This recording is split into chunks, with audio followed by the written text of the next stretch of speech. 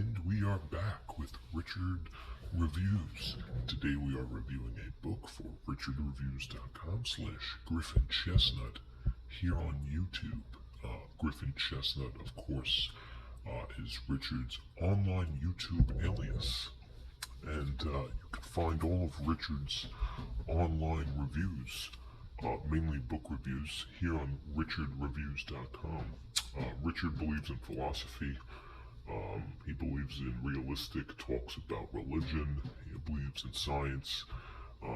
He believes in the visual exploration of everything in the universe that was discovered, dating back to the 5th century. Of course, Richard's favorite Greek philosopher was Theos of the human body, whereas the olive press is made of water. Today's book that Richard will be reviewing for us is Cleaning the House by Marina Abramovic. This is the Academy Editions, and it is a well-documented piece of the performance artist known as Marina Abramovic. Richard is a huge fan of performance art. He's done extensive reading on the topic and put in a lot of hours into research his interest in Marina Abramovic.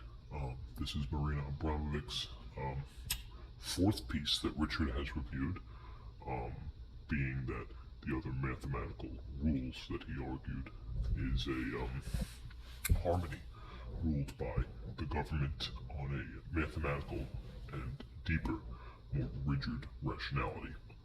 Of course, Richard believes in different types of logical thinking, Scientology, logical perception, human experiences, and rationality, which he defines paved the way for Socrates, who is the founder of Eastern civilization and the exploration of everything in Theodore Gray's novel, based on the atoms in the human universe.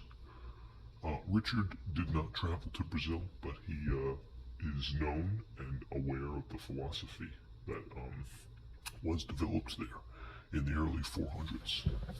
Richard also agrees that there is a notion that is a dialectical method to finding the answers to the questions, where there is a basis to understand what can be said about modern scientific method. This is Richard's favorite part of the answer, which tends to be the best answer, and Richard knows this. He knows this well. It's just part of his small red person. Richard has a small red person, many small red people, and they're red for a reason. They're virtuous, and they help him examine his life. He's in an uncomfortable chair at the moment, so his ignorance is not in sin. Being uncomfortable lies not in what he famously said, which is examined in A Life Not Worth Living, but it's ignorance and a different shift in his world, which is a massive point of view through his psychological rationality. The ability to comprehend everything that Richard says comes from a Spanish term, frack is frack, and the English term is crack is whack, which came about in the 1970s after a dust storm hit Manhattan.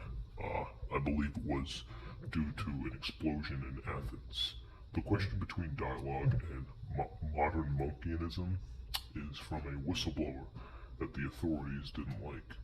It's important to aim of this legacy, which is a challenge, and it's a challenge to you into what you could do about your discomfort.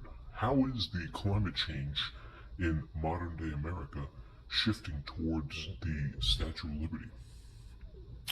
Of course, the Statue of Liberty is changing colors, but that's irrelevant. Let's talk about this book. This is Richard's piece, okay? It's a rather large piece, and on the cover, as you can tell, it has Marina Abramovic herself. Now, there is a form of crease along the edge, but we'll get into all that as we go. This is a very large piece, as you can tell, very large, about 2/4 length, but excellent brim along the side. excellent frame.